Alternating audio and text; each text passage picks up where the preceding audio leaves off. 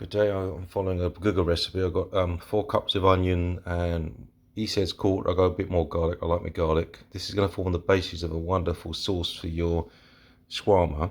I'm using shoulder today with a bone in. I've got to cut the bone out in a minute. And then in here, I cut down on the salt. He has 5, I'm sure he says tablespoons. I only have 1 tablespoon of salt, 2 oreganos, 1 or 2 of the cumin, or 1 cumin, no, 2 cumin, because I like it a bit more cumin. I use 2 paprika rather than 1 because I like that. That's about it, I think. And then I'm going to mash this up, mix it into here, cut this into slices, take the fat off and leave that to go in between the spikes. And then a difference to his recipe, use an onion. Someone else used potatoes at the bottom with the spikes through it. And that I think is a better idea, because then you get potatoes as part of your meal. You just blend this stuff. I use the slower speed, number 1, and you just work it in. You hear it, and it'll start to turn into a mush. So you can see it starting to turn into the mush here.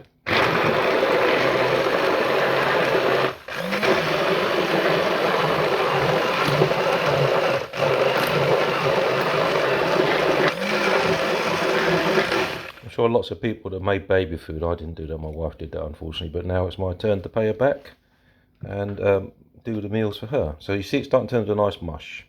Once you've got into a nice mush like that, you're going to incorporate it into here. It will turn a lovely colour, or I'm a bit colourblind.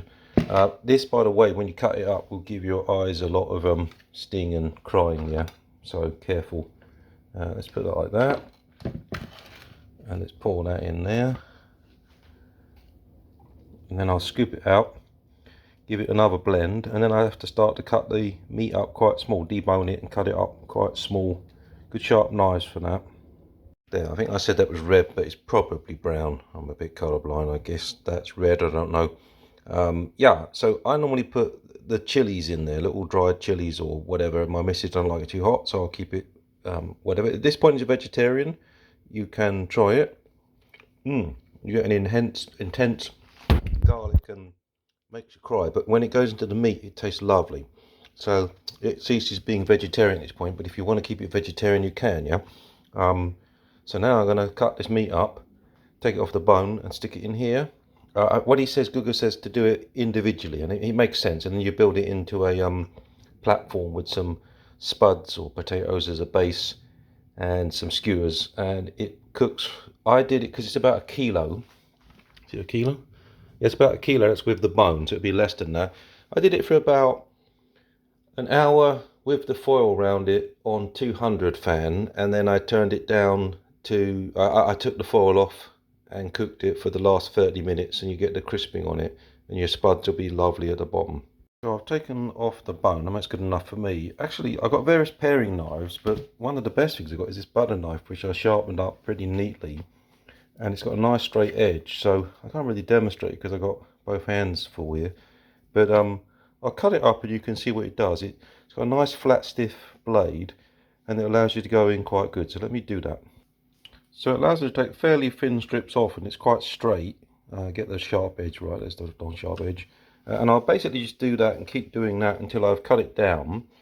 Then I'll dunk it in this stuff, and I'll leave it overnight to marinate, and then I'll build up the pyramid, the gyros, or gyros, whatever you called it, pyramid.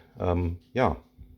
Just to show you this knife, how good it is. So I'll put it like that, and see it sort of slices quite thinly. If I try the knives that someone else bought me, it's not quite as good. It takes a lot more to get, you know, it is working, but I'm working the knife a lot harder.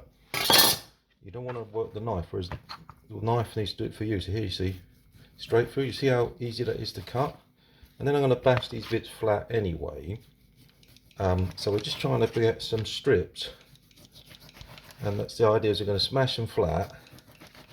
I don't have a meat hammer, so I just use a bit of cling wrap and a rolling pin, yeah, to splat it. I learned that at cook school in Germany. And yeah, then you take these bits off like this, and you kind of want the fat because that's going to render quite nicely, yeah. Let's get that like that.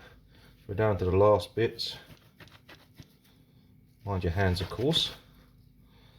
And then I'm going to black this away, say in the cling wrap, so it'll make much matte. But that should be enough because it's going to make a fairly good gyro in a minute. It's going to go in that sauce, and don't just throw it in. He says coat it, and he's really right. Do that, and it will soak for about a day, and you get this wonderful garlic and chili flavour coming out. I'm not going to make it too hot. I love it hot. The missus doesn't. I'm making it for her and the kids that are visiting, so it's about making it for people, not just for me. Okay, so I'm just taking the gyro meat out. It's been over a day. I put my spuds on the bottom. I prefer this to Guga onions because I can eat the spuds.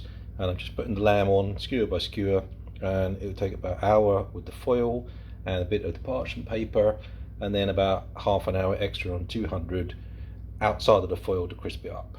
Okay, that's the full stack. I just got to cut these off, put a bit of wrapping paper around it, and then this foil, and then 1 hour, and we carry on from there. Okay, that's how the flatbreads have turned out, quite nice. And the main deal is in here. Oh, it's heavy, hot, steam. Put a bit of light on so you can see it, maybe. It's come out quite nicely. The spuds are cooked, everything's good, tasty.